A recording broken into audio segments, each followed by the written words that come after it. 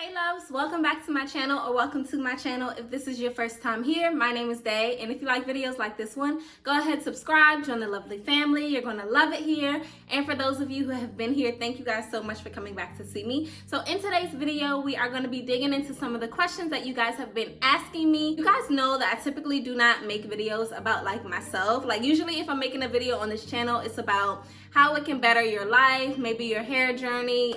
You come in to review a product that I purchased and you're trying to see if you can buy it yourself, something like that. So this is the first video I have really explaining kind of who I am, but I felt like since we're growing a little bit more, it was only right that I finally, once and for all, truly introduce myself. If your question was very personal, I'm not gonna answer it in this video. If you have a question that is specific to you, I ask that you ask me through my Instagram at locs. You can DM me, message me there, and we can chat and get into all the details about you and your situation. So let me start off with my introduction. My name is locs on YouTube. As you guys know, my friends call me Day. My full first name is Daisha, but a lot of people get that wrong, so I just say call me Day. I am 26 years old. I live in Maryland. I teach English, and now I teach English to bilingual speakers.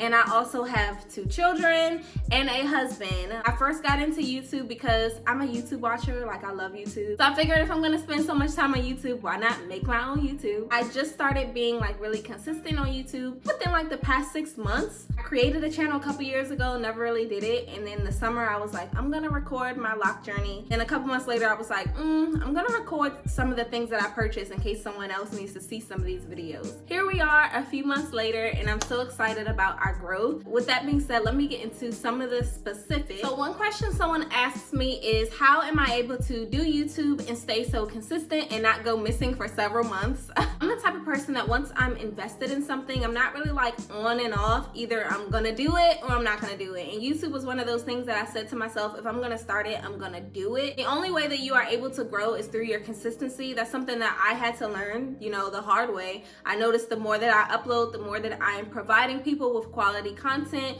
the more that my channel is going to grow. So if that means when the girls are asleep at the end of a long day, if I'm really tired and I gotta film, I gotta edit, then that's what I have to do. A question that someone asked me that I also get a lot is, how long do I plan to have my locks for? And the answer is forever. I really do not see myself doing any other hairstyle. The only other journey that I will probably take is just shaving it all off and just rocking short hair. Obviously, I've never been really heavy into like weaves and things like that, so locks are for me. So the next question is pertaining to like my lux side of YouTube. You guys know my channel is split, like it's locks and lux pretty much. Someone asked, do I feel any type of guilt or buyer's remorse? And to be honest guys, I'm a mother of 2, so I spoke about this on my channel. Like, I can't buy anything without feeling some guilt. Like, I cannot go and buy myself something to eat without feeling some type of guilt, okay? Just because I'm a mom. Like, I feel like everything I have, they need to have it. I feel like everything that I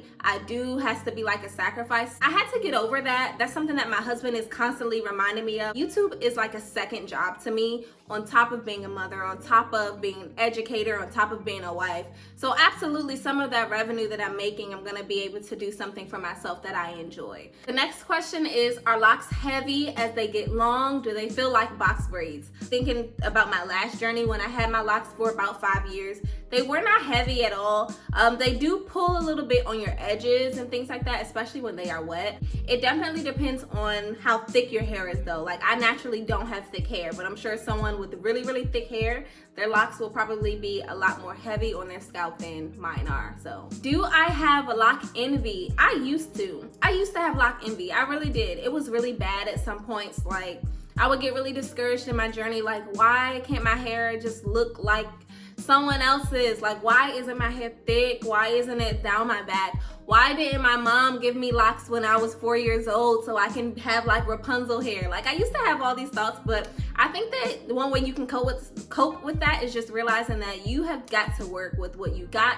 If you have baby locks, if you have coils, do the best you can, be confident, and let it be that. I mean, it's nothing you can do, so it's no point in really sitting and comparing to someone else. It's not gonna change your lock journey. So, do I think locks are for everyone? Yes. In fact, I honestly have this theory that I feel like Black women look better with locks.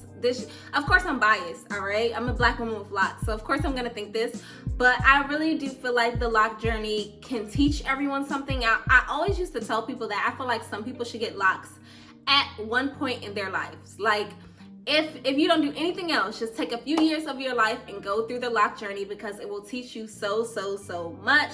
I think that it is a journey that everyone can benefit from. So yes. Do I feel like women with locks are looked at differently than men with locks? I think so. In some communities, I feel like men with locks are, the idea is a little bit more accepted. I feel that people who discriminate against lockers, they really have an issue with women with locks because they don't feel like it can be as ladylike and things like that. But I'm out to prove that you can be a lady and have locks. Like, that doesn't have anything to do with, with anything. So that's just my personal opinion. So I want to ask, do I think that locks increase my spirituality or help me grow spiritually?